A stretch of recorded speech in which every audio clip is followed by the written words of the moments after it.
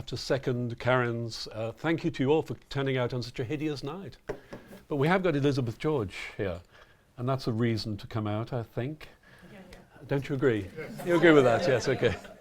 I have to say that I'm going to be so distracted by all these books on the royal family. Right, okay. So No reading of them till we're finished. I know. So I went to a meal with Elizabeth a few years ago at the Ivy. I just casually dropping that. Casually dropping it in. And we walked through the restaurant, and people, you know, there's that thing in the Ivy where they look at you and decide whether you're important or not, whether you're worthy of attention. And I saw them looking at Elizabeth and looking away. And I was thinking, do you know who this is? This is Elizabeth George. She's probably more talented than Victoria Beckham. And I'm going to prove that. Certainly not as good looking. I wrote in the Rough Guide to Crime Fiction, and I'm going to embarrass you now, but I found something I wrote a few years ago. So I wrote, the tradition of American writers who opted to set their books in Britain, so strong was their love of the country and its traditions, continues to this day with Elizabeth George. So I've been told not to ask her a certain question, and I'm going to proceed to ask that very question now. Why do you set your books in the UK?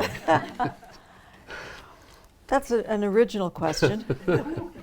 The reason I set my books in the UK has to do with the confluence of several events in my life.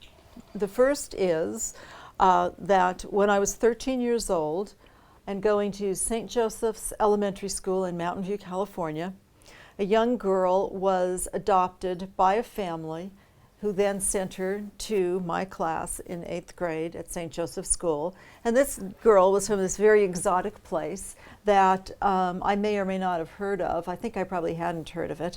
And it was called Manchester. And I had never met anyone from England, and I was most intrigued, and she had a wonderful accent. And I got to know her. She became one of my close friends at school.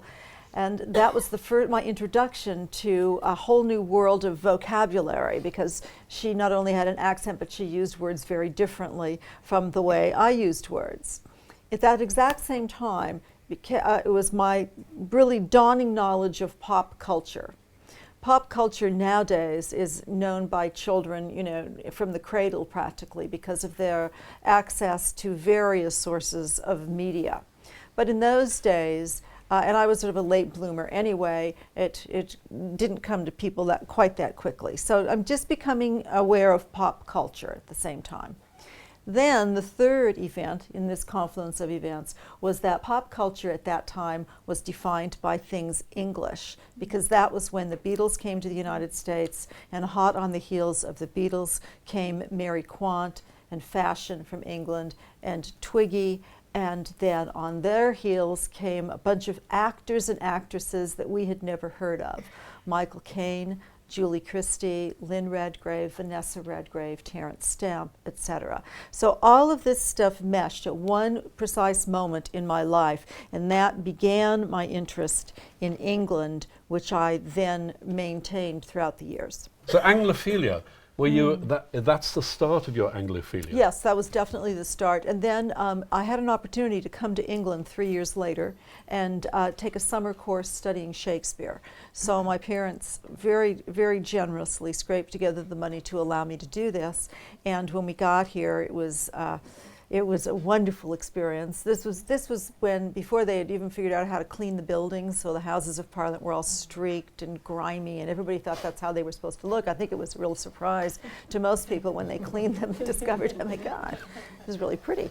And the money hadn't changed then, so you still had pounds, shillings, pence, half crowns, and you had to put the coins in the machine to get your ticket to go on the underground, and they gave us the run of London, the people that were our chaperones.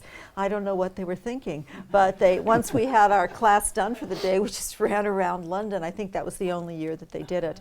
But I do remember one night in particular, they gave us a real treat. They took us to this nightclub. The nightclub was called Tiles. I do remember that quite distinctly, because there was a band playing at this nightclub, and they thought it would be fun for us to go to see this band. So we went to see a band that we had never heard of called The Who. and that was my introduction to the Who as well. So I just became more and more fascinated with England based on that.